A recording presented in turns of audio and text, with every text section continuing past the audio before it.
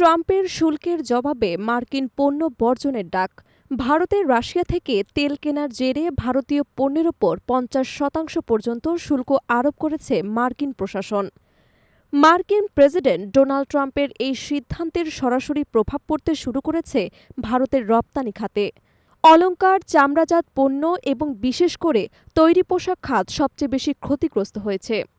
মার্কিন ক্রেতারা একের পর এক অর্ডার বাতিল করেছে, কেউ কেউ আবার নতুন করে কোনো অর্ডারই নিচ্ছেন না। ফলে ভারতের বিভিন্ন শিল্পাঞ্চলে রপ্তানি নির্ভর ছোট এবং মাঝারি উদ্যোক্তারা পড়েছেন চরম সংকটে, কর্মহীন হয়ে পড়েছে বহু শ্রমিক। এই পরিস্থিতিতে ভারত সরকারের পক্ষ থেকে মার্কিন শুল্কের তীব্র নিন্দা জানানো হয়।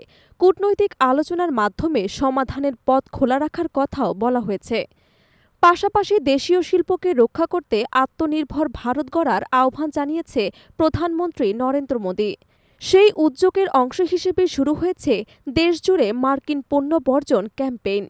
এই ক্যাম্পেইনের নেতৃত্ব দিচ্ছে বিজেপির সহযোগী সংগঠন স্বদেশী জাগরণ মঞ্চ। তারা ভারতের বিভিন্ন রাজ্য ছোট ছোট সভা সমাবেশের মাধ্যমে সাধারণ মানুষের মধ্যে মার্কিন পণ্য বর্জনের ডাক দিচ্ছে। একই সঙ্গে সোশ্যাল মিডিয়ায়ও চলছে বয়কটস প্রোডাক্ট এবং স্বদেশি ফার্স্ট হ্যাশট্যাগের মাধ্যমে ব্যাপক প্রচার।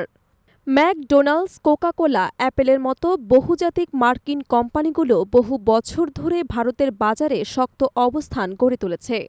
তবে বর্তমানে রাজনৈতিক এবং অর্থনৈতিক টানাপোড়েনের মধ্যে এই ব্র্যান্ডগুলো নিয়ে শুরু হয়েছে বিতর্ক। বিভিন্ন সভা সমাবেশে এই প্রতিষ্ঠানগুলোর নাম ধরে ধরে বর্জনের আহ্বান জানানো হচ্ছে। যদিও সাধারণ জনগণ এই বয়কট ডাকে কতটা সাড়া দেবে তা এখনও পরিষ্কার নয়। এদিকে মার্কিন বাজারে বিকল্প খোঁজার চেষ্টা করছে ভারত। মধ্যপ্রাচ্য, আফ্রিকা এবং ল্যাটিন আমেরিকাকে সম্ভাব্য নতুন বাণিজ্য অংশীদার হিসেবে বিবেচনা করা হচ্ছে। তবে এসব অঞ্চলে ভারতীয় পণ্যের চাহিদা তুলনামূলকভাবে কম হওয়ায় তাৎক্ষণিক সমাধান মিলছে না। বিশেষজ্ঞরা বলছেন, এই শুল্ক শুধু অর্থনৈতিক যুদ্ধই নয়, বরং কূটনৈতিক টানাপোড়েনের প্রতিফলন।